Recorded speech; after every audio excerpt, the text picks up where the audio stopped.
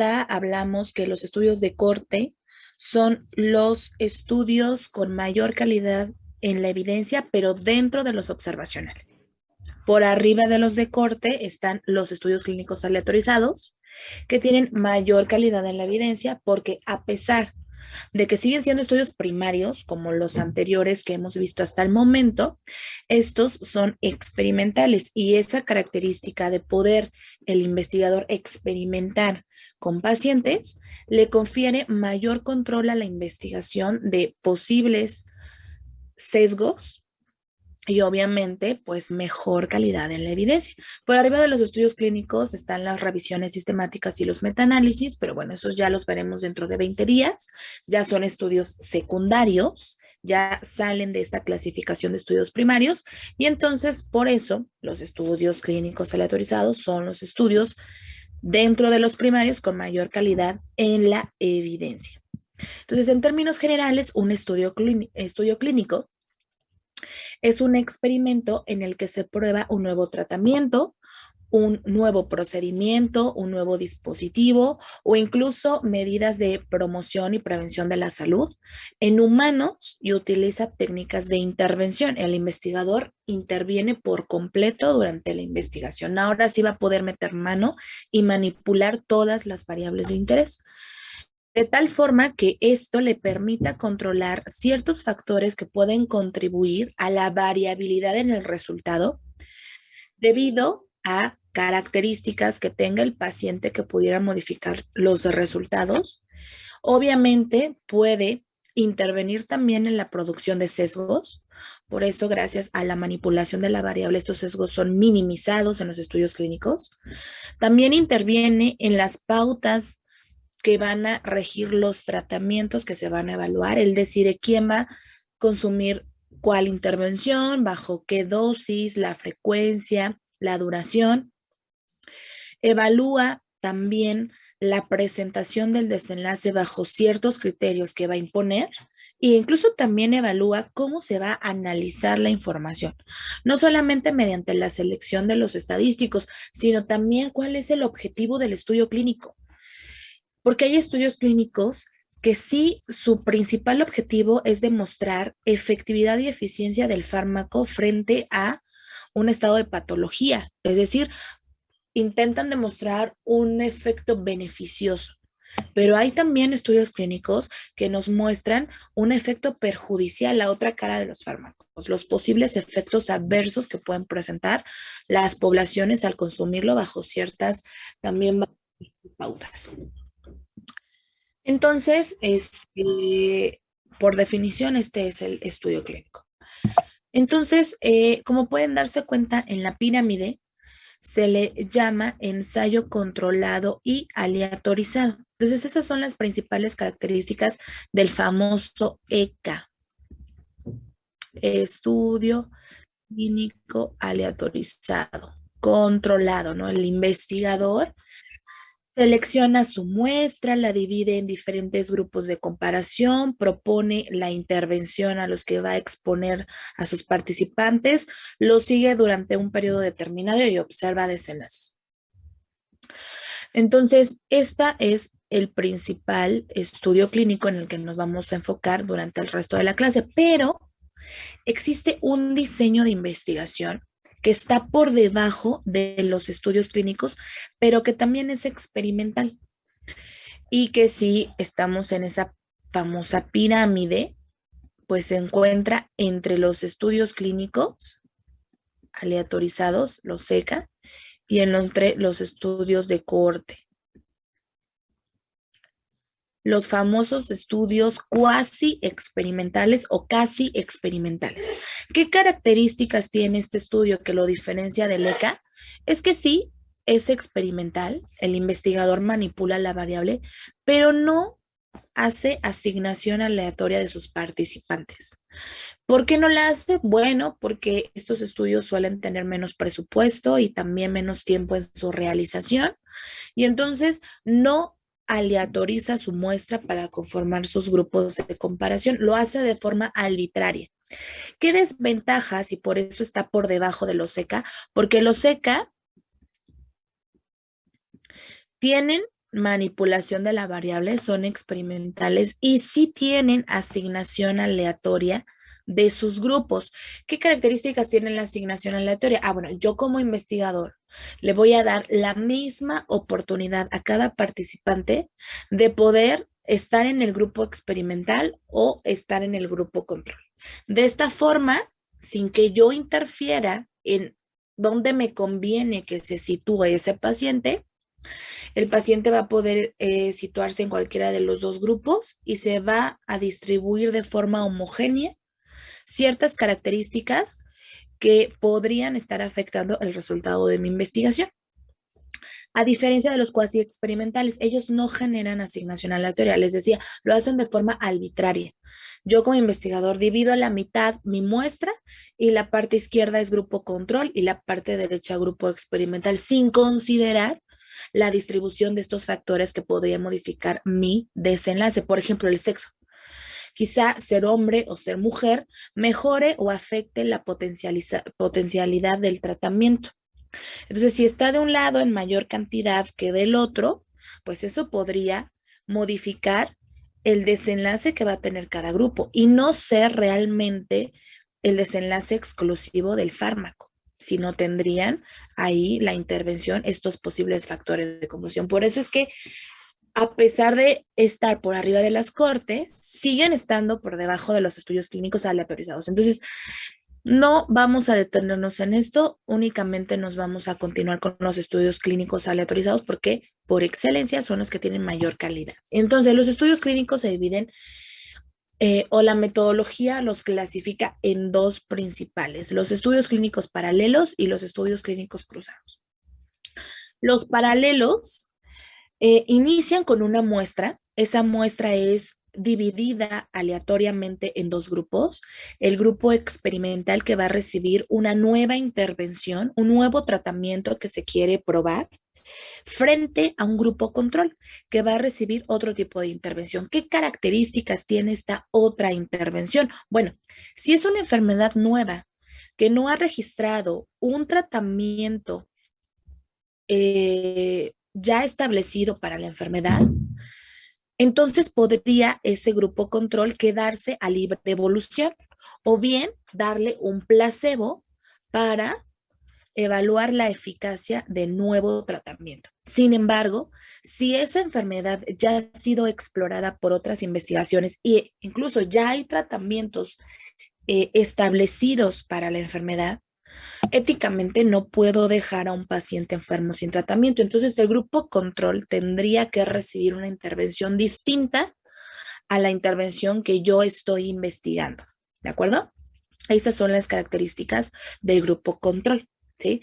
Por ejemplo, quizá yo conozca ya cuál es el tratamiento de primera línea para la enfermedad, pero estoy queriendo averiguar si agregándole un tratamiento adicional se potencializa el efecto de ese tratamiento. Entonces, el grupo experimental tendría que tener el tratamiento de primera línea más el tratamiento adicional. Y el grupo control se quedaría exclusivamente con el tratamiento de primera línea más un placebo, ¿sí? Y ya podría yo seguirlos durante un tiempo determinado hasta encontrar resultados en ambos grupos. Como pueden darse cuenta, el seguimiento es homogéneo, paralelo, y cada uno de los grupos va a recibir una única intervención.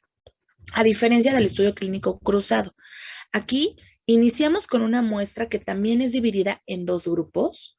Cada uno de los grupos recibe una intervención. El grupo 1 recibe la intervención A, el grupo 2 recibe la intervención B y después de un seguimiento observo los posibles resultados como consecuencia de esa primera intervención. Espero un periodo de lavado, que es muy importante, para eliminar todos los efectos de esa primera intervención. Y ahora sí cruzo mis intervenciones y ahora el primer grupo que recibió el tratamiento A recibirá el tratamiento B y el grupo que recibió el tratamiento B recibirá el tratamiento A y los vuelvo a seguir en un periodo determinado de tiempo hasta observar los resultados.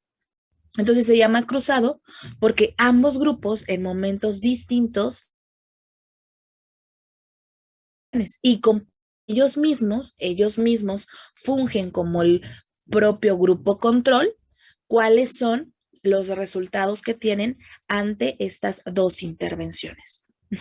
Es importante esperar ese periodo de lavado entre la aplicación de la segunda intervención para evitar algo que se llama efecto de arrastre.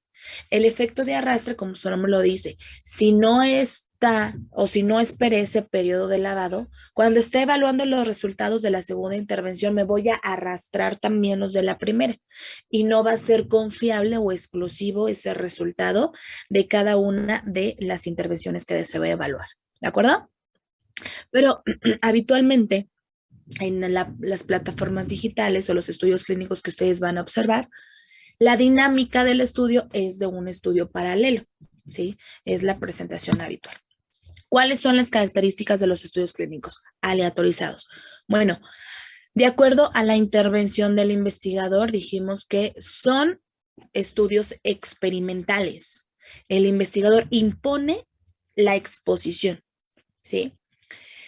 De acuerdo a la temporalidad, inician en estado basal mediante la exposición a la maniobra que decide el investigador, se obtiene un desenlace. Entonces, como van de estado basal hacia el futuro, son estudios prospectivos. De acuerdo a la direccionalidad, siempre se recoge la información de causa a efecto. Entonces, son estudios progresivos o prolectivos. Y de acuerdo al número de mediciones, son estudios longitudinales, ¿sí? Mínimo se tienen que hacer 2 mediciones durante la investigación. Obviamente, cuando son nuevos tratamientos, son mucho más frecuentes esas mediciones y se hacen constantemente. Y por último, de acuerdo a la finalidad, son estudios analíticos o comparativos, porque suelen tener un grupo de comparación, ¿sí? Con el que voy a evaluar la diferencia de mejoría clínica en el paciente entre varias intervenciones. Este es el esquema que representa el diseño metodológico de un estudio clínico representado por las arañas de Kleinbaum. Y básicamente es la misma dinámica. Inicia con una población, mediante criterios de elegibilidad obtiene una muestra. Esa muestra se aleatoriza.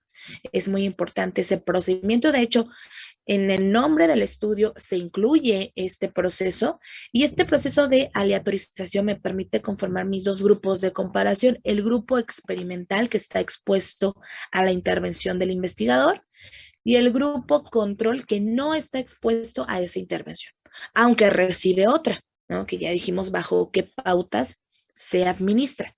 Mediante un seguimiento específico, se hacen mediciones, se obtienen resultados y al finalizar el estudio puedo identificar quiénes del grupo experimental han presentado los desenlaces esperados bajo el tratamiento, quienes no los han presentado y lo mismo para el grupo control, quienes a pesar de no recibir esa intervención sí manifestaron el desenlace deseado y quienes no lo manifestaron. Entonces, sigo teniendo características para poder formar mi tabla de contingencia, mi tabla de 2x2. Sin embargo, la mayoría de los estudios clínicos aleatorizados no hace tabla de contingencia, porque la forma en la que evalúa sus resultados no es de forma cualitativa, nominal, dicotómica, presente o ausente, no. La mayoría de las veces es a través de la famosa dosis-respuesta. Entonces, la medida es cuantitativa dependiendo la dosis en miligramos o cómo se exprese el tratamiento que se está evaluando, es que se expresa una respuesta en también términos numéricos, ¿no? Si, por ejemplo, estoy evaluando un hipoglucemiante, bueno, ¿qué nivel de glucosa tuvo? Se expresa en miligramos sobre decilitros y entonces se está evaluando en términos cuantitativos. Entonces, no me es posible hacer una tabla de contingencia y por eso utilizamos otras pruebas de hipótesis que vamos a ver más adelante cuáles son. Aunque cabe mencionar que quizás se puedan encontrar estudios clínicos que sí evalúen sus datos de forma cualitativa y sí se pueda construir una tabla de contingencia. Entonces, los estudios clínicos se pueden clasificar según su objetivo. Pueden encontrarse estudios clínicos de eficacia, de efectividad y eficiencia. Es importante esto porque incluso en el título, cuando ustedes estén haciendo su búsqueda, les dice ahí, este es un estudio clínico de eficacia.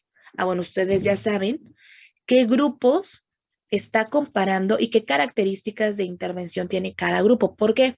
Porque los estudios clínicos de eficacia comparan una maniobra activa, es decir, el tratamiento que elige el investigador para evaluar contra dejar al grupo control a libre evolución o darles un placebo.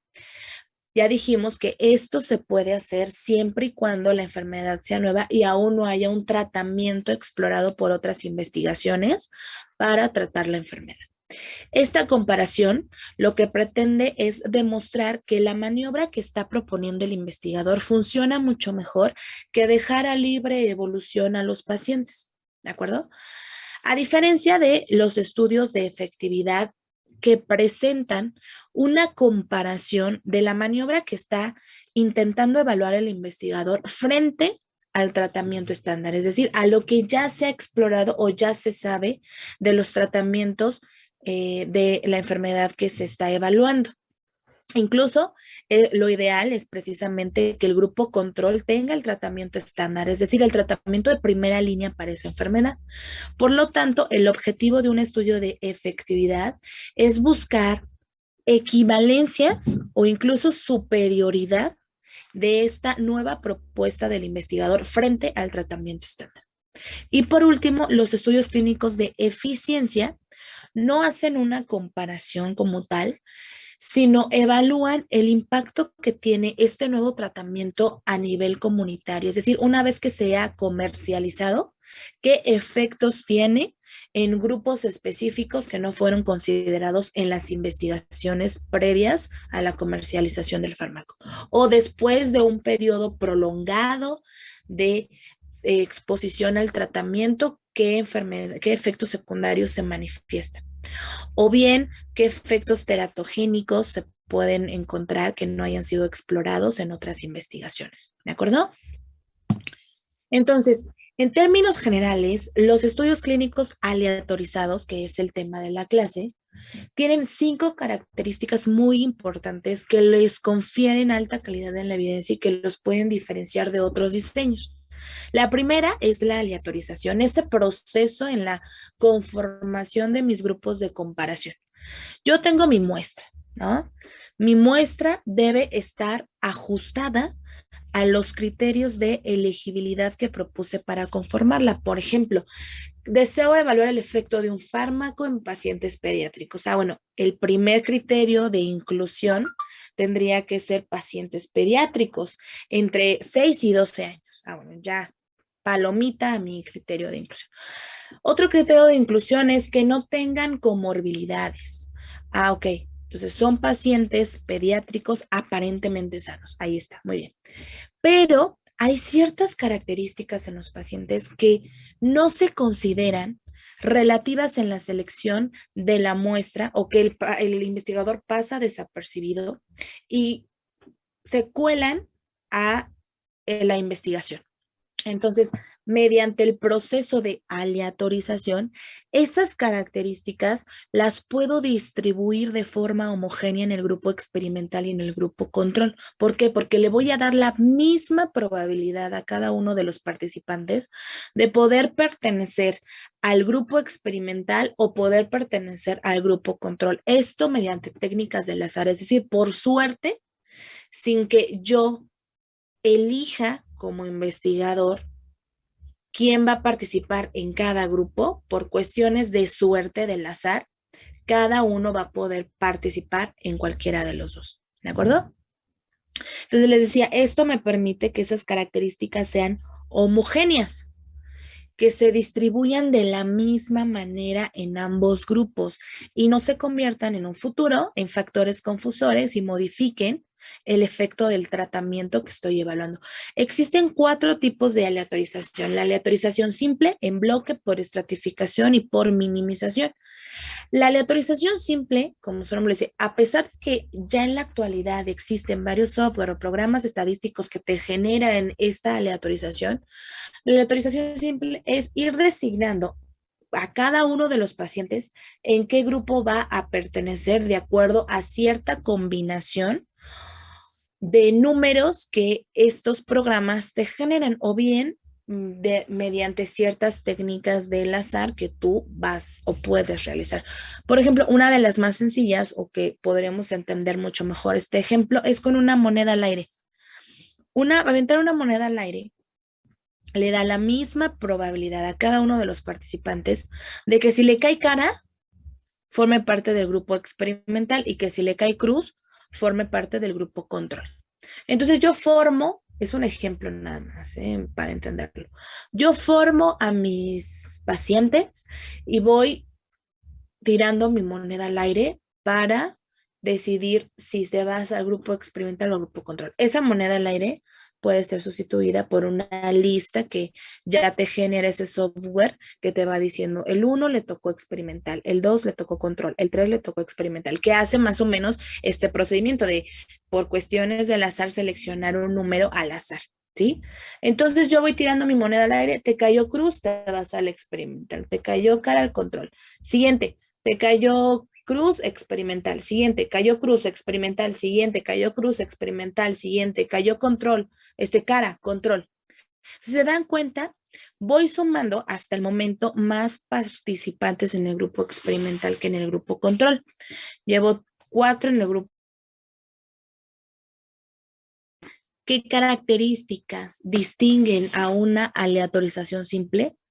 Que la distribución de sujetos siempre es desigual. No existe la misma cantidad de sujetos en ambos grupos, precisamente por esta posibilidad muy frecuente de que siempre caiga más números para un grupo que para otro. Entonces, cada vez que yo hago lectura crítica, hasta estas características o estos detalles son importantes. Si el investigador me dijo que hizo aleatorización simple, yo espero que los grupos sean desiguales en cuanto a número. Si son iguales, si hay 10 sujetos en el grupo control y 10 en el experimental, y me dijo que utilizó aleatorización simple, yo sospecho de que haya sido correcto el procedimiento, porque la probabilidad en más de un 95% de certeza es que siempre exista más participantes en un grupo que en otro cuando se hace aleatorización simple. ¿De acuerdo? A diferencia de la aleatorización en bloque, esta sí me permite distribuir de forma homogénea tanto las características de los pacientes como el número de pacientes en cada grupo. ¿Por qué? Porque su objetivo es formar bloques en la muestra y a cada bloque aplicarle una combinación que está dada por cuestiones del azar, que trae la misma proporción de pacientes que se van a ir al grupo experimental y pacientes que se van a ir al grupo control. Por ejemplo, tengo una muestra con 24 pacientes. La divido en 6 bloques. Obviamente, cada bloque tiene 4 pacientes. Y empiezo a generar estas combinaciones que me van a proporcionar los paquetes estadísticos. Las posibles combinaciones son A, B, B, B, B, A, A, B, B, A, B, A, B. Entonces, tengo 4 posibles combinaciones distintas para cada uno de mis bloques. Y como pueden darse cuenta, en cada combinación hay la misma proporción de pacientes que van a irse al grupo A, que puede ser el grupo experimental, y el mismo número de pacientes que se van a ir al grupo B, que puede ser el grupo control. Entonces, el primer bloque de 4 pacientes recibe esta combinación y ya tengo 2 en el grupo A y 2 en el grupo B. El segundo bloque de 4 pacientes recibe esta combinación y tengo 2 en el grupo B y 2 en el grupo A, la misma proporción. El siguiente bloque de 4 pacientes recibe esta combinación. Tengo 1 en un grupo, los siguientes 2 en otro grupo y el último en el otro grupo y se va siendo homogénea el número de participantes, ¿de acuerdo? Este es el mecanismo, por eso es que en la aleatorización en bloques suelen ser homogéneas en cuanto a número los dos grupos. La aleatorización por estratificación es un proceso similar al anterior, nada más que ahora los bloques van a estar formados por estratos. Yo como investigador elijo un estrato o una característica que me interesa y separo a mi muestra bajo esa característica. Por ejemplo, nivel socioeconómico. Divido en 3 estratos mi muestra, nivel alto, medio y bajo. Y a cada estrato le aplico una combinación similar a la de los bloques que se generó por una computadora y tiene la misma cantidad de sujetos que van a irse al grupo experimental y la misma que se van a ir al grupo control. Y entonces, además, repito, de ser homogénea en la distribución de estas características en ambos grupos, porque se van a ir de cada sustrato la misma cantidad a ambos grupos, pues también en el número de sujetos, ¿sí? Entonces va a ser más equilibrada esa distribución, ¿sí? Por último, la aleatorización por minimización también se le conoce aleatorización adaptativa. ¿A qué se refiere esta aleatorización? Que se adapta a los posibles desenlaces que te genera la aleatorización simple. Esta aleatorización por minimización inicia con una aleatorización simple. Ejemplo, tengo 50 pacientes. Los primeros 10 los voy a aleatorizar por el método simple. Aviento una moneda al aire y voy conformando mi muestra.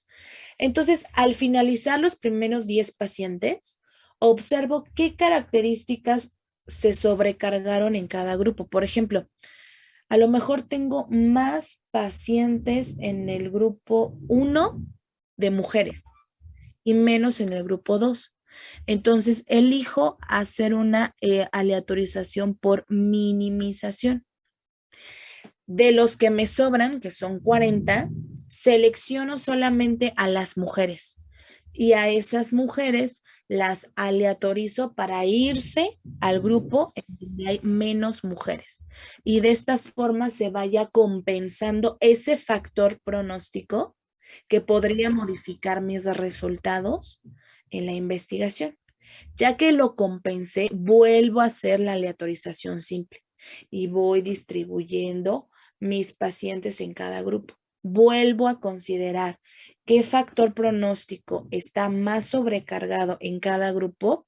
Elijo ese factor. De las personas que me sobran, solamente jalo a las que lo tienen y esas se aleatorizan al grupo donde me hacen falta para compensar esas características. Por eso se le llama aleatorización adaptativa, ¿sí? Se adapta precisamente a las circunstancias que se van generando por la aleatorización simple para que al finalizar sigan quedando homogéneos mis grupos. ¿Sí se entendió, chicos? Sí, doctora. Sí, doctora. Muy bien. Gracias. Sí, doctora. Muy bien, segunda característica, el ocultamiento de la secuencia aleatoria. Se hace principalmente a través de sobres. Es muy importante que se oculte lo que hicimos anteriormente para que no esté interferida por acción consciente o inconsciente, tanto de los investigadores como de los participantes. Si a mí me están aleatorizando como participante y yo sé quién es el grupo experimental y dónde está el grupo control, y voy contando, el de enfrente le toca experimental, a mí a lo mejor me toca grupo, o sea, puedo modificar mi lugar en la lista o incluso cambiar mi lugar en la lista para que pueda pertenecer a uno de los dos grupos y sea un resultado beneficioso para mí. Lo mismo sucede con los investigadores. Si yo sé que, por ejemplo, uno de ustedes va a participar en un estudio y sé que es joven, sin comorbilidades, a mí me conviene que estén en el grupo experimental, porque así va a salir ganando el fármaco, va a actuar mucho mejor y por lo tanto va a poder comercializarse más rápido. Entonces, para que no exista esta interferencia del investigador o los participantes, esta secuencia aleatoria se debe de ocultar. Se hace a través de sobres, les decía yo, en cada sobre se pone el grupo en el que vas a pertenecer y te lo dan de manera aislada y tú lo abres de manera aislada y sabes en qué grupo vas a trabajar. Y generalmente no te dicen grupo experimental o grupo control, se le asigna un número a cada grupo y entonces tú solo conoces el número del grupo en el que vas a trabajar o en el que vas a ser investigado sin saber si es grupo experimental o grupo control, ¿de acuerdo? Es importante esto porque incluso, bien les decía el doctor Gerardo al grupo pasado, estos estudios clínicos suelen ser más costosos que otros diseños de investigación y precisamente porque tiene estas características que muchas veces el investigador no genera. Tiene que contratar personal ajeno a la investigación para que hagan la secuencia aleatoria, te la oculte y tú realices la investigación y al finalizar sepas ahora sí cuál es el resultado de cada grupo, sin que se haya interferido durante todo ese proceso de investigación estas cuestiones de subjetividad de parte del médico o de parte del paciente. ¿De acuerdo? Tercera característica que va muy de la mano con la anterior, el cegamiento o enmascaramiento. Es una condición impuesta sobre cierto procedimiento específico para guardar el conocimiento del tratamiento asignado a ciertas partes de la investigación. Por ejemplo, existen varios tipos de cegamiento. Los tres principales es simple ciego, doble ciego y triple ciego. El simple ciego es cuando el participante no conoce en qué grupo está siendo investigado. No sabe si es del grupo experimental o del grupo control. ¿Cómo se puede hacer este cegamiento? Bueno, si voy a hacerlo con un medicamento que implica la toma de una pastilla, la pastilla debe de tener las mismas características tanto para el grupo experimental como para el grupo control.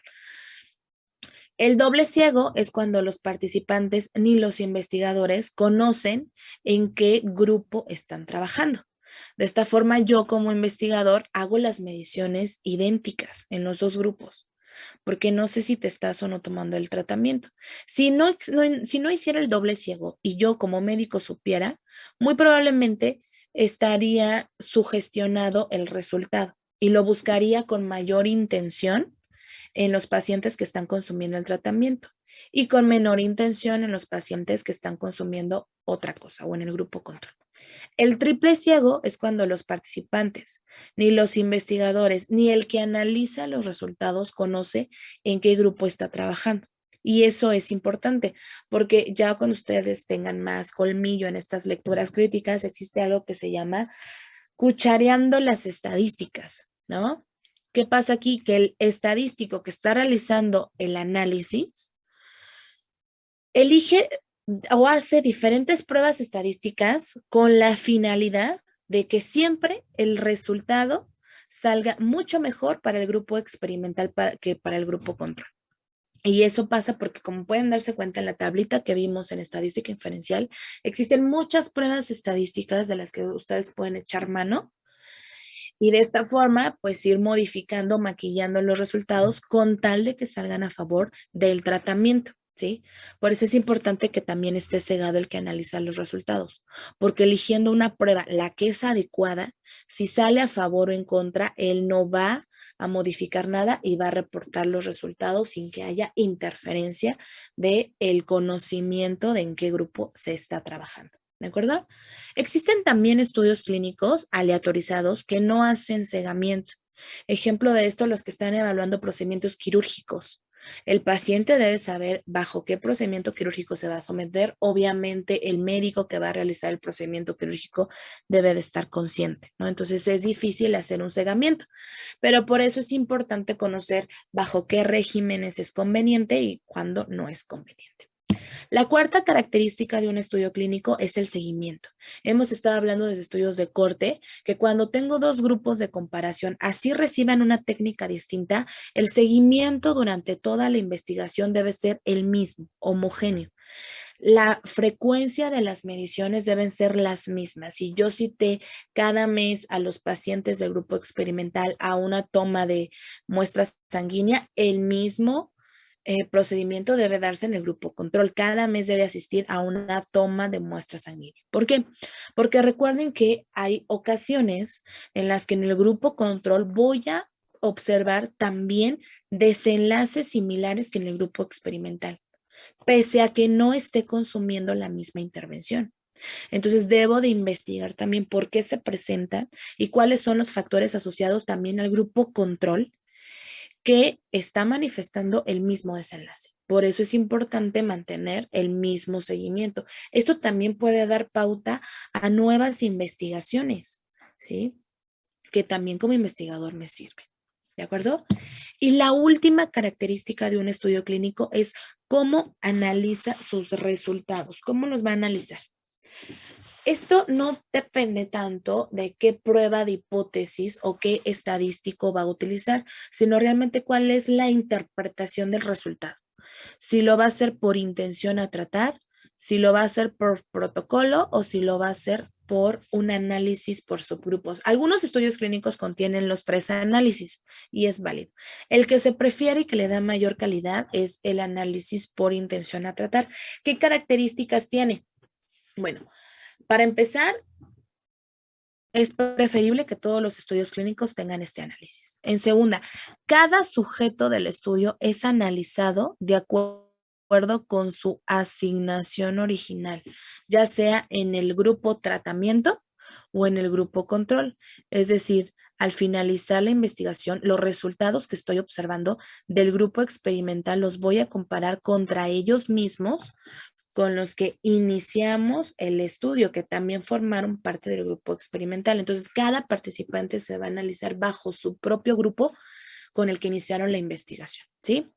Otra característica del análisis por intención a tratar es que tome en cuenta a todos los participantes, hayan cumplido o no con el 80% mínimo de apego al tratamiento, que es una pauta, como un criterio que deben de tener los pacientes. De hecho, en nuestra práctica clínica, pues buscamos que el paciente tenga 100% de adherencia al tratamiento, pero puede incluso como mínimo tener un 80% y obtener buenos resultados con ese tratamiento. Entonces, mínimo el paciente debe apegarse a un 80% de su tratamiento. Entonces, por intención a tratar, aquí no le importa al investigador si se apegó o no se apegó. Ejemplo, inicié con 100 pacientes mi investigación, lo sigo en el tiempo y solo 80 de ellos sí cumplieron con un apego al tratamiento del 80%. Los otros 20 no, pero aún así voy a considerarlos en el tamaño de mi muestra. Entonces analizaría 80 sobre 100. Considero a los otros 20 aunque no se hayan apegado al tratamiento, ¿sí? La intención de este análisis, como lo dice, intención a tratar, es que se aumente el tamaño de muestra y esto me garantice más o una mejor factibilidad para extrapolarse a la población y pueda tener mayor impacto el tratamiento al resto de la población, porque aumenté esa muestra, ¿sí? A diferencia del análisis por protocolo, el análisis por protocolo, como su nombre lo dice, el protocolo dice que para que realmente el efecto sea consecuencia del tratamiento, debes mínimo de apegarte al 80% de tu tratamiento. Entonces, solo voy a analizar a los que sí se apegaron a ese porcentaje. Entonces, bajo el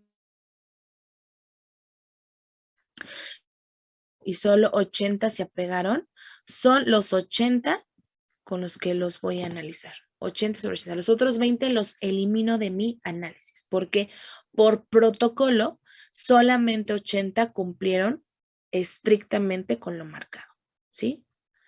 Y por último, el análisis por subgrupos, como se nos dice, voy a dividir bajo ciertas características que le interesa al investigador a cada grupo para compararlo, ¿sí? Por ejemplo, si en el grupo experimental yo quiero evaluar cómo se potencializa o se afecta el efecto del fármaco si eres mujer o eres hombre. Subdivido en subgrupos al grupo experimental y voy comparando por sexo. A lo mejor me interesa por nivel socioeconómico, subdivido y formo subgrupos en el grupo experimental y voy comparando si hubo alguna modificación en cuanto al efecto del tratamiento según esta característica. ¿De acuerdo? Entonces, en resumen, dijimos que son 5 las características. Primera, aleatorización. Segunda, ocultamiento de la secuencia aleatoria. Tercera, enmascaramiento o cegamiento. Cuarta, seguimiento. Y quinta, análisis. Análisis por intención a tratar. Es la que le da mayor jerarquía a la evidencia de un estudio clínico. ¿De acuerdo? ¿Dudas, chicos, hasta aquí? No, doctora. No, doctora, todo muy claro, gracias. Perfecto.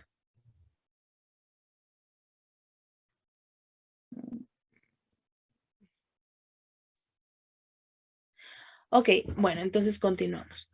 Es importante también mencionar que los estudios clínicos tienden también a la producción de sesgos y que es importante para nosotros como usuarios identificar esa producción de errores y valorar la calidad del artículo para únicamente elegir el que pueda mejorar mi práctica clínica. Existen en la literatura estudios clínicos que tienen muchos errores o que los resultados o conclusiones a las que se llegan no son las verdaderas. Y entonces yo debo ser capaz de identificarlos para eliminarlos. Se supone que toda investigación se rige bajo un protocolo de investigación, que es el primer paso. Yo genero ese protocolo, expongo ese protocolo a ciertas comisiones que lo van a aprobar para darme los recursos económicos, el apoyo del personal, etcétera, y debo de regirme bajo ese protocolo. Si, por ejemplo, yo como investigador dije que iba a evaluar el efecto de un fármaco a 3 meses, porque en 3 meses, según mi marco teórico o la investigación que hice para sustentar esa investigación, me dice que en 3 meses voy a observar resultados, ustedes me aprueban la investigación y me dan los recursos económicos. Y yo durante la investigación me doy cuenta que en el primer mes me acabé todos los recursos económicos. ¿Por qué? Porque cometí el error de no capacitar correctamente a las personas que me iban a ayudar a hacer las mediciones. Y entonces hacían mediciones erróneas y las teníamos que repetir, entonces se perdió mucho material y tuve que comprar nuevo y eso me generó un gasto que se salió fuera de lo planeado. Entonces al mes no tengo ya los recursos económicos para continuar la investigación y decido suspenderla. Entonces pasan los meses y ustedes me dicen, necesito ya ese artículo. ¿Cuáles fueron tus resultados? Y entonces yo publico que no hubo beneficio del fármaco o no se observó beneficio del fármaco durante el estudio. ¿Ese resultado es válido? ¿Es confiable? ¿Puedo creer o basar mis recomendaciones terapéuticas con esa evidencia? No, Exactamente. Entonces, ese tiene un sesgo, un error muy grande. ¿Por qué? Porque la evidencia que ya ha sido explorada por otras investigaciones, que fue el marco que sustentó mi investigación, me dijo que en un mes no puedo observar resultados. Necesito por lo menos 3 meses. Y entonces yo no le di el tiempo suficiente y al mes concluyó mi investigación y no puedo determinar que ese medicamento es malo o que no me sirve por un error o que yo tuve en la ejecución de la investigación. Entonces son estudios que se han publicado y que están mal hechos y que yo debo descartar. Sin embargo, existen otras causas por las que se puede detener anticipadamente una investigación y a pesar de eso, la investigación tenga buena calidad y pueda yo utilizar esa evidencia. Esto cuando hay una diferencia anticipada, ¿qué quiere decir? Que a lo mejor bajo el mismo escenario dije que iba a encontrar resultados a 3 meses. Sin embargo, me doy cuenta que en el mes que llevo de la investigación, la mayoría de los participantes del grupo experimental ha tenido mejoría clínica. Éticamente, tengo que suspender en ese momento la investigación para administrar el mismo tratamiento en el grupo control y que también reciba o obtenga los mismos resultados. Y yo puedo hacer mi investigación y publicar precisamente eso, que se pretendía un seguimiento a 3 meses, sin embargo, se encontró bajo nueva evidencia que el medicamento tiene un efecto beneficioso al mes y medio de su consumo. Y es un artículo bien hecho, que terminó antes de lo previsto, pero por una causa justificada. Otra causa es por la presencia de efectos adversos. Si también durante los primeros meses mis pacientes del grupo experimental están manifestando eventos adversos y yo, bajo un análisis estadístico, confirmo que sí están realmente relacionados con la ingesta del fármaco que intento probar, debo suspender el estudio para eliminar esa exposición y obviamente dar tratamiento a los efectos adversos, y me veo obligada a publicar los resultados, aunque no hayan sido a favor del tratamiento, y sigue siendo una buena evidencia. Por eso también les decía yo, hay estudios clínicos que me hablan de efectos adversos, ¿sí? Y son válidos, ¿de acuerdo? Y esto da pie a revisar la producción de posibles sesgos que pueden tener los estudios clínicos. ¿Por qué? Porque al igual que otras investigaciones, también tiende a la producción de sesgos, que son menos, generalmente son en menor cantidad y suelen evitarse casi la mayoría, pero pueden existir y es importante identificarlos. ¿Cuáles son estos posibles sesgos? En estado basal puedo tener el sesgo de ensamble inadecuado. ¿Qué es esto? Cuando mi investigador o yo como investigador no marco correctamente cuáles son los criterios de elegibilidad y mi muestra es heterogénea. Y dijimos que eso es algo muy grave, porque si mis pacientes no se parecen entre sí, pues no van a estar expuestos a los mismos factores y los resultados que obtengan no van a ser similares y no voy a poder echarle la culpa al tratamiento. Voy a tener que echarle la culpa también a todos esos factores que se me colaron, que pudieron haber modificado la respuesta al fármaco. Por eso es importante establecer correctamente esos criterios de elegibilidad para evitar ese ensamble inadecuado. Otro sesgo que puedo encontrar en estado basal es el sesgo de susceptibilidad. ¿A qué se refiere esto? Es cuando el investigador no considera posibles factores pronósticos que pueden presentarse durante el curso del estudio y que hacen susceptible al paciente de manifestar cierto desenlace acompañado del tratamiento. Por ejemplo, a lo mejor al inicio de la investigación esos factores pronósticos no estaban presentes, pero yo como investigador es mi deber considerarlos de acuerdo a esos antecedentes que estoy indagando en los pacientes para conformar mi muestra, de que puede ser posible que lo presenten, identificarlo y tratar de distribuirlo de forma homogénea en mis dos grupos para evitar ese sesgo de susceptibilidad. Durante la aplicación de la maniobra, es decir, durante la exposición al nuevo fármaco, puedo tener algo llamado sesgo de ejecución.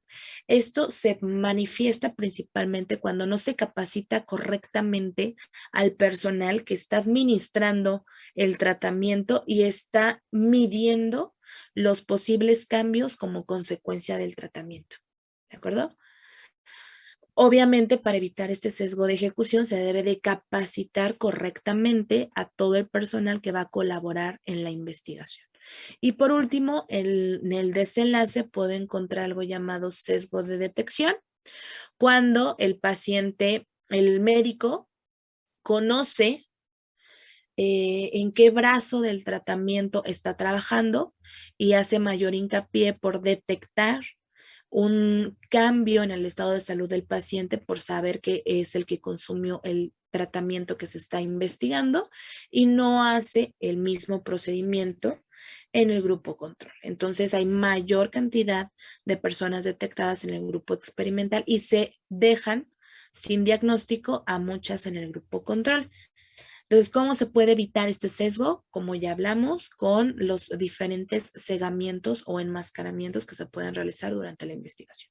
Y por último, existe algo llamado sesgo de transferencia, que va muy de la mano con lo que vimos en la clase pasada en estudios de corte. Como son estudios prospectivos, tienden a tener pérdidas durante la investigación. ¿Sí? Entonces, para evitar este sesgo de transferencia o amortiguar estas posibles pérdidas, recuerden que hay que adicionar un 20% al tamaño de muestra para amortiguar esto. ¿De acuerdo? Entonces, en general, ¿cuáles son las ventajas de los estudios clínicos? Bueno, nos proporcionan mejor evidencia de una relación causa y efecto, porque el investigador es el que propone la intervención y se están observando en tiempo real la respuesta a esa intervención. Obviamente, gracias a que manipulan las variables, nos proporcionan mayor control de los factores de estudio y también gracias a la asignación aleatoria, se distribuyen de manera equitativa los factores pronósticos o esas variables que podrían ser potenciales factores de confusión en los desenlaces. Y de este modo, pues se aísla realmente el verdadero efecto que tiene, pues, el tratamiento en la salud del paciente. ¿Cuáles son las desventajas?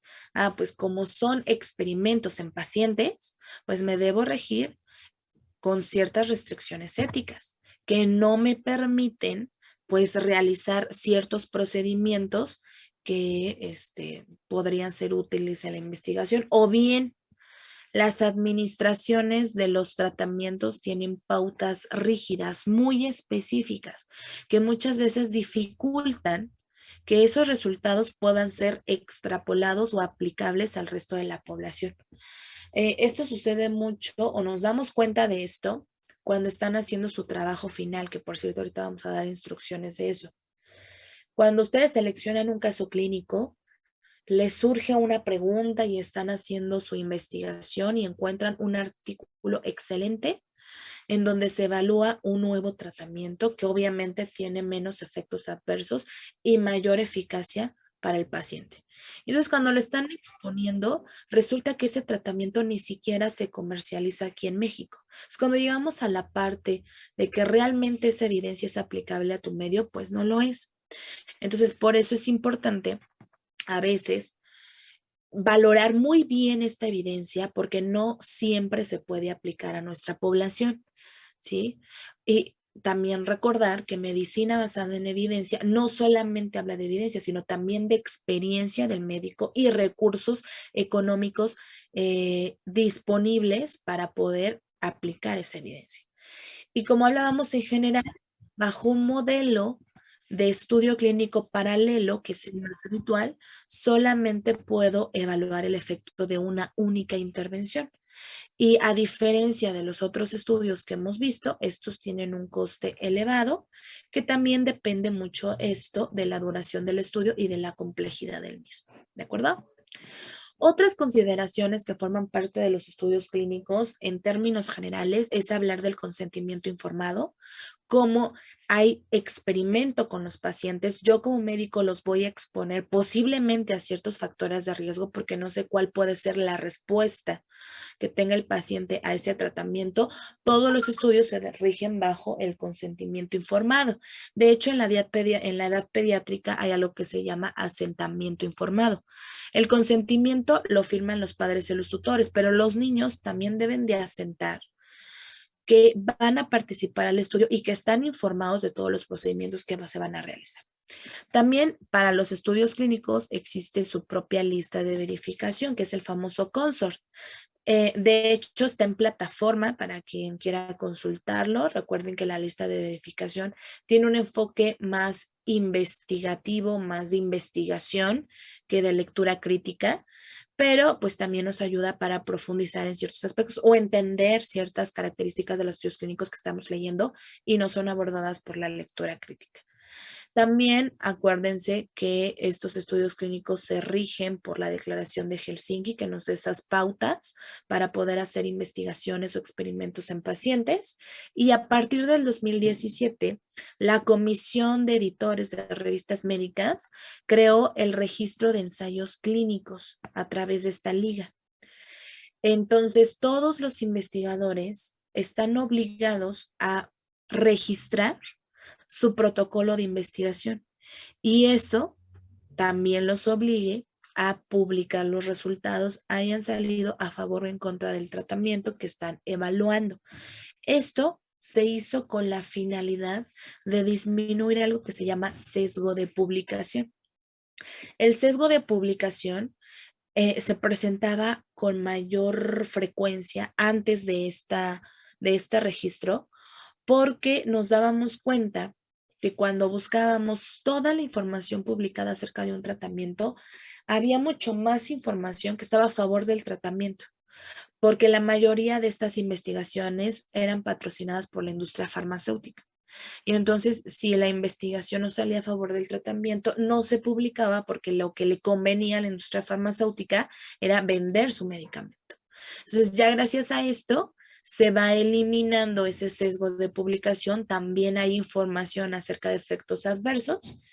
Y pues bueno, es una buena iniciativa también para nosotros como usuarios. Podemos entrar a esta plataforma y leer los protocolos que vienen en puerta y que van a salir próximamente. Como el estudio clínico aleatorizado forma parte de las fases de investigación por la FDA para probar nuevos tratamientos, les recordamos esto que vieron el semestre pasado en la parte de tratamiento, principalmente para ubicar en qué fase de los estudios de tratamiento se hacen los estudios clínicos aleatorizados. Son en fase 3, ¿sí?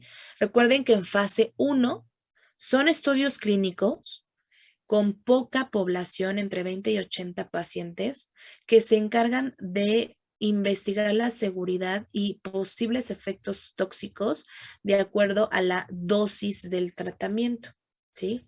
Posteriormente se evalúan mediante estudios de fase 2 investigaciones clínicas más grandes, entre 100 y 300 pacientes, para evaluar la eficacia del fármaco y estudiar aún más su seguridad.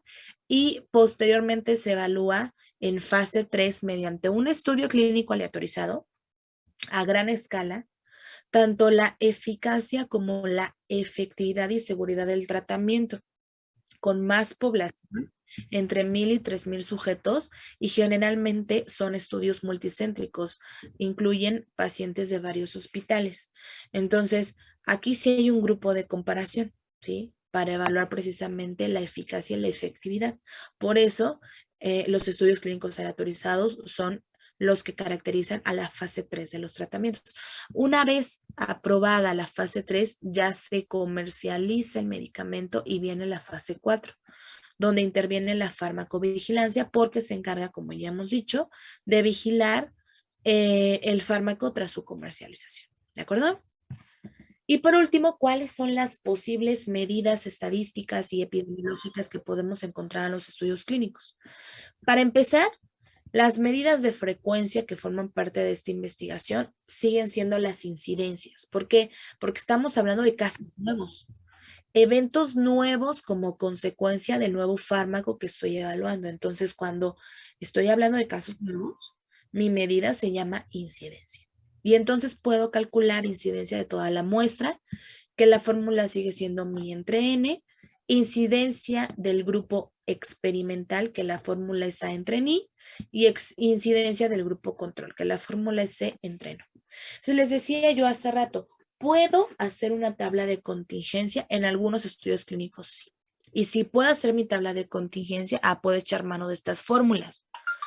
Pero si no puedo hacer tabla de contingencia, entonces estas fórmulas no las utilizo y aún así puedo seguir calculando incidencias, porque el artículo me va a publicar el número de eventos nuevos en toda la muestra, el número de eventos nuevos en el grupo experimental y el número de eventos nuevos en el grupo control. Y puedo calcular incidencias e incluso el artículo me las va a dar. Me va a reportar sus resultados de frecuencia en incidencias. Si tengo incidencias, puedo calcular como medida de asociación riesgo relativo, porque es la medida que le corresponde a una incidencia, el riesgo relativo o el RR, ¿de acuerdo? Y entonces yo ya sé que la fórmula es incidencia del grupo experimental entre incidencia del grupo control, que ya calculé, ¿sí? Ahora, cuando estamos aquí ya en la medida de asociación para ver qué tanto se asocia el fármaco con el efecto que me está reportando la investigación, es muy importante determinar si se está evaluando como factor de riesgo o si se está evaluando como factor protector ese fármaco, porque cambia. Hasta el momento en estudios observacionales hemos estado hablando de factores de riesgo, porque incluso en los ejemplos hablamos de cierto factor al que te expones y como consecuencia desarrollas una enfermedad.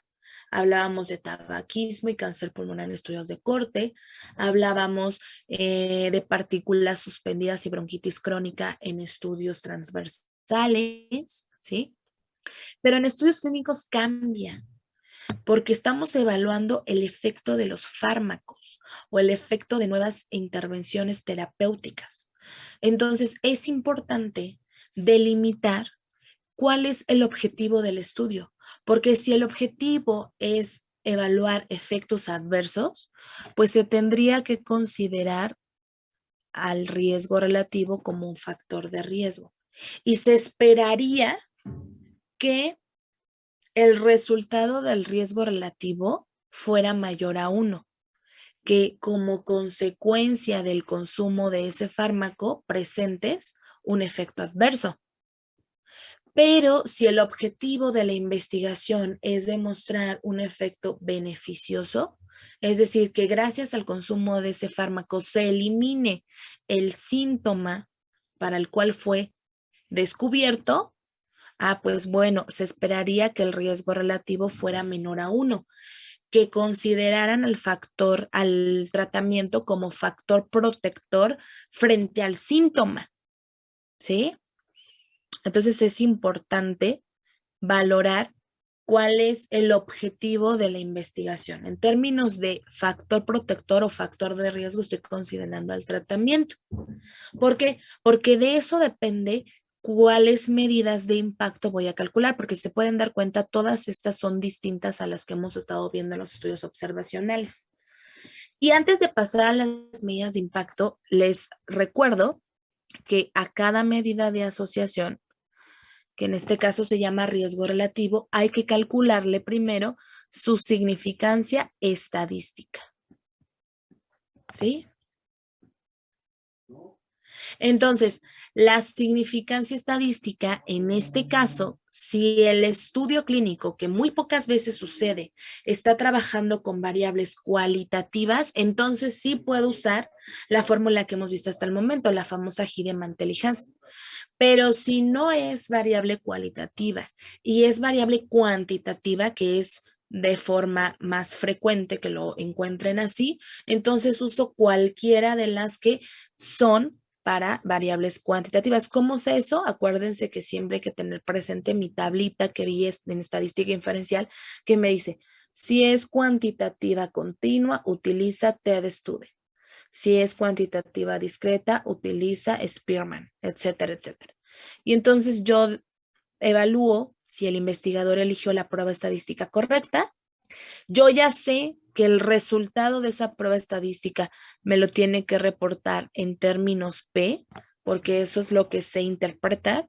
Y dependiendo ese valor P es que puedo decidir si hay o no hay significancia estadística. Y ahora sí, calcular estas medidas de impacto, ¿sí? Entonces, todos los estudios clínicos calculan el RAR, que es la reducción absoluta del riesgo. ¿De qué les dice el RAR? Es la reducción directa del riesgo como consecuencia del tratamiento, ¿sí? Por ejemplo, si yo quiero evaluar el efecto de un fármaco, ¿qué reducción en los síntomas tiene ese fármaco que en relación con su consumo? Y la fórmula es incidencia del grupo control menos incidencia del grupo experimental. ¿Cuál es esa diferencia? ¿Cómo cambió la frecuencia en el grupo control que no recibió el tratamiento y cómo cambió en el grupo experimental. Y esa diferencia es la reducción directa del tratamiento. Realmente el porcentaje que es responsable el tratamiento que causó beneficio en el paciente. Ahora, existen otras dos medidas. La reducción del riesgo relativo o triple R, que solamente la puedo calcular cuando mi riesgo relativo es menor a 1, es decir, cuando estoy considerando al fármaco como factor protector. ¿Sí? Porque incluso en la fórmula es 1 menos RAR, perdón, 1 menos riesgo relativo. Y necesito que ese riesgo relativo sea menor a 1, porque si es mayor a 1 no puedo aplicar la fórmula. Necesito que se esté considerando al estudio clínico como o al tratamiento como factor protector. ¿Qué les dice una reducción del riesgo relativo? Les habla del porcentaje de casos que se evitaron gracias al tratamiento. Ejemplo, si quiero evaluar el ondansetron en pacientes pediátricos para eliminar el vómito, bueno, yo esperaría que el riesgo relativo del ondansetron fuera menor a 1, porque lo voy a considerar como factor protector frente al vómito. Entonces, si hago mi investigación, supongamos hay que darle un número, 70%. Calculé ya mi reducción del riesgo. Puedo decir que el 70% de los pacientes con vómito dejaron de vomitar gracias al ondansetron. ¿Sí? O se evitó en un 70% el vómito gracias al ondansetron. ¿Sí? Y de la mano de la reducción del riesgo relativo va el número necesario a tratar. Porque el número necesario a tratar te dice el número de pacientes que necesitan consumir el fármaco para que en al menos uno obtengas el beneficio. Bajo este mismo ejemplo, si yo calculara su RAR, me da un RAR de 3. Puedo decir que necesito tratar 3 pacientes pediátricos con vómito, con ondansetron, para que por lo menos uno deje de vomitar. ¿Sí? No hay un punto de corte que me diga, dependiendo el número necesario a tratar, ¿es bueno o es malo el tratamiento? No, depende de la enfermedad. Obviamente yo esperaría que todos los fármacos tuvieran un número necesario a tratar de 1, ¿no? Que por cada paciente que trates, ese paciente se vea beneficiado por el tratamiento. Sin embargo, les decía, depende de la enfermedad. Si son enfermedades leves, que son fáciles de tratar, por así decirlo, que se presentan constantemente y no suelen tener complicaciones, pues se esperan números necesarios a tratar chiquitos. Pero si son enfermedades graves que implican una alta tasa de mortalidad, pues a pesar de tener números necesarios a tratar grandes, aún siguen siendo representativos o aún siguen teniendo relevancia clínica en mi práctica clínica. Por ejemplo, el cáncer. Si yo encontrara un medicamento que tuviera número necesario a tratar de 30, sé que necesito tratar 30 pacientes con cáncer para que por lo menos uno se cure. Bueno, ya cambia la jugada, ¿no? Es bueno para mí que por lo menos uno recupere su salud si sé que esa enfermedad tiene un gran impacto a nivel de mortalidad.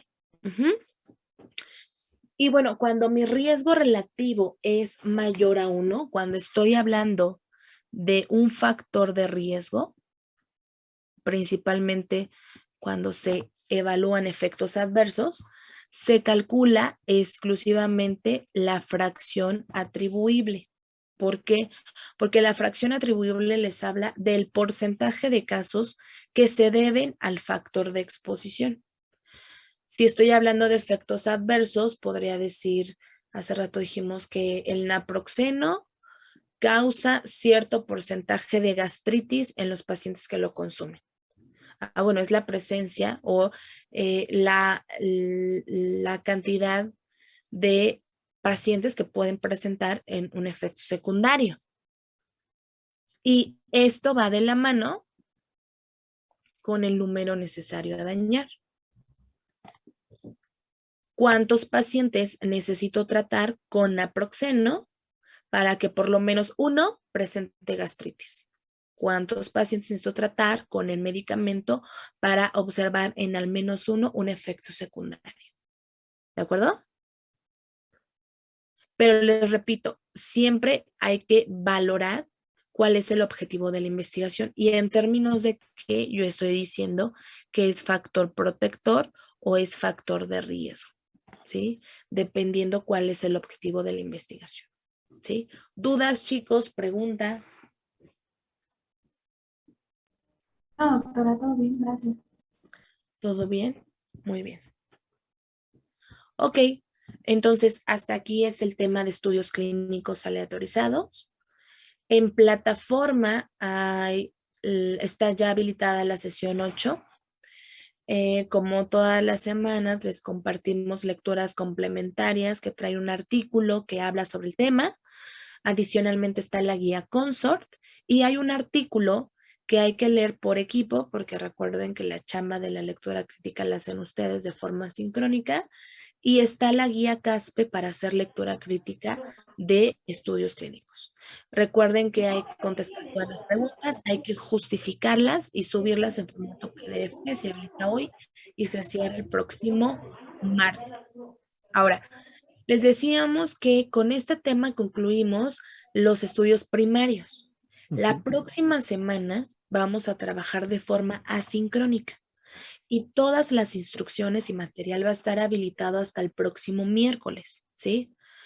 Básicamente es un trabajo por equipo en donde tienen que ponerse de acuerdo para seleccionar un caso clínico que les llame la atención a todos y a partir de ese caso clínico formular una pregunta clínica. Hacer una búsqueda sistematizada de la información para recuperar un artículo primario, llámese transversal, casos y controles, corte, estudio clínico, que pueda dar respuesta a su pregunta clínica, aplicarle lectura crítica y después de valorar que ese artículo sí vale la pena, que sí tiene calidad, dar respuesta a su pregunta clínica, ¿sí? Y ese es básicamente el trabajo que hay que hacer la próxima semana. Les decía yo, a partir del próximo miércoles, una vez concluido esta parte de estudios clínicos, se va a habilitar todo lo necesario para trabajar la primera parte del trabajo final, porque solamente esto es la primera parte, ¿sí? Yo espero que nadie tenga ningún problema porque de hecho vamos a compartirles como el instructivo, una lista de cotejo donde les dice paso número 1 que hay que hacer, paso número 2 que hay que hacer, paso número 3. De todas formas, aunque trabajemos asincrónicamente, siempre estamos disponibles en WhatsApp para tratar de aclarar sus dudas. Ahora, después de esa semana sincrónica, viene la Semana Santa, ¿sí? Que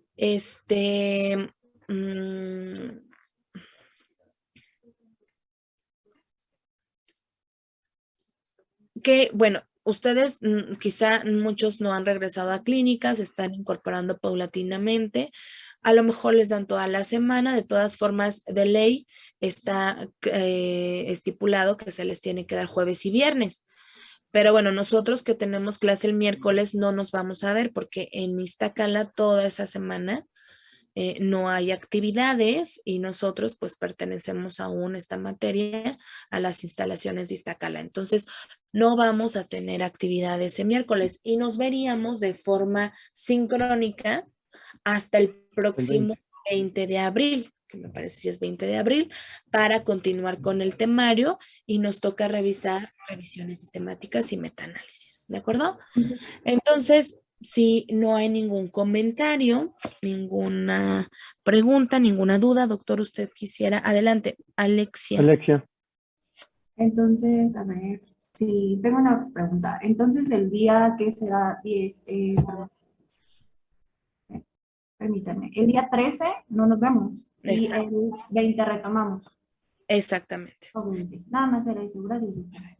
No, de Sí, nada. Semana Santa, generalmente como son, se la dan a los administradores, al personal administrativo de la UNAM, de toda la UNAM, de toda la UNAM. Entonces, supuestamente se cierran cosas, todo ese rollo, y hasta, yo a veces hemos tenido problemas hasta con las aulas virtuales, ¿sí? Porque ahí también no nos compete a nosotros.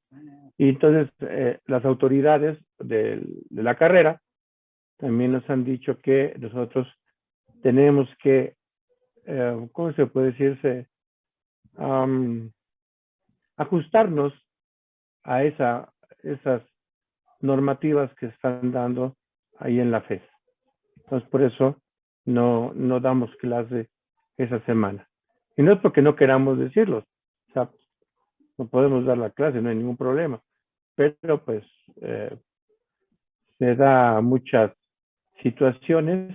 Entonces, como dijo la doctora, que pues dependemos nosotros directamente de la FES, tenemos que seguir con las dirigencias que nos dan, tanto la carrera como la dirección de la FES. Entonces, por eso no, Alexia, no tenemos el día 13. Entonces, nos veríamos hasta el día 20, ¿sí? de abril, para seguir continuando con las pocas clases sincrónicas que hay.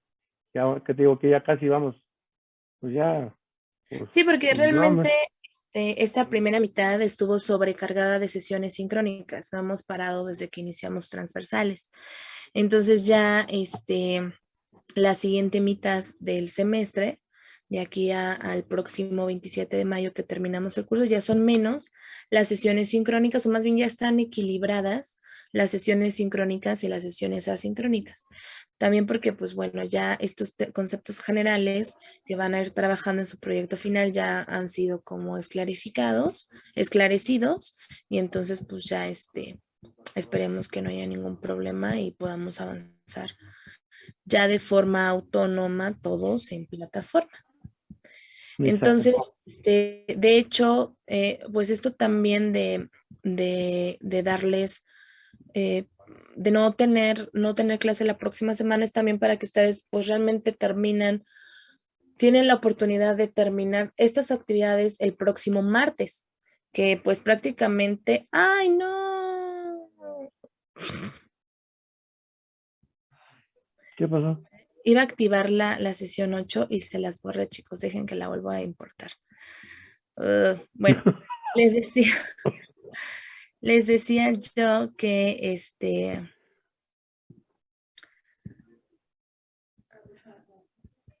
ya la recuperé. Muy bien. Entonces les decía que no nos vamos tienen chance hasta el martes de entregar todas sus actividades para que prácticamente tengan toda esa semana, principalmente jueves, viernes, sábado, que a lo mejor tienen, como eso sí les van a dar chance esos días de ley en el hospital, pues de hacer actividades familiares, ¿no? Que ahorita también ya se puede un poquito más que otros años, y pues no tengan ahí la carga de que quedan actividades pendientes de realizar en nuestra materia, porque estas cuestiones, este trabajo de estudios clínicos termina el martes, ¿sí? Y ya a partir del miércoles son libres hasta el próximo miércoles 20 de abril, que nos vamos a ver, donde ya vamos a retomar las actividades. Muy bien, Sí, o chicos. sea, algunos de ustedes a lo mejor van a ir en Semana Santa a la clínica. Pues están yendo esporádicamente o están yendo toda la semana, pero sí, los días que realmente en la clínica no hay actividades para los estudiantes, es jueves y viernes y sábado. ¿Sí? Que son los días que se hacen guardias a nivel hospitalario, pero a veces sí hay actividades de lunes a miércoles. ¿Sí? Bueno, ustedes miércoles no, ¿verdad? Porque el miércoles supuestamente tendrían epidemiología. Pero el lunes y martes a lo mejor puede ser que algunos vayan a hacer actividades en la clínica. Pero eso ya depende también de su coordinador y de su supervisor. ¿Ok? Muy bien, bueno, pues si ya no hay más comentarios, dudas, pues nos podemos retirar y nos veríamos de forma sincrónica hasta el próximo 20 de abril. De todas formas, quedamos al pendiente y la próxima semana por WhatsApp si hay algún problema. Cuídense mucho, chicos. Muchas gracias, Doc. Nos vemos. Muchas gracias a ti, doctora. Muchas gracias a todos. Gracias, doctora, que tengan Hasta luego. Gracias. Igualmente a Gracias, todos. doctora. Chao.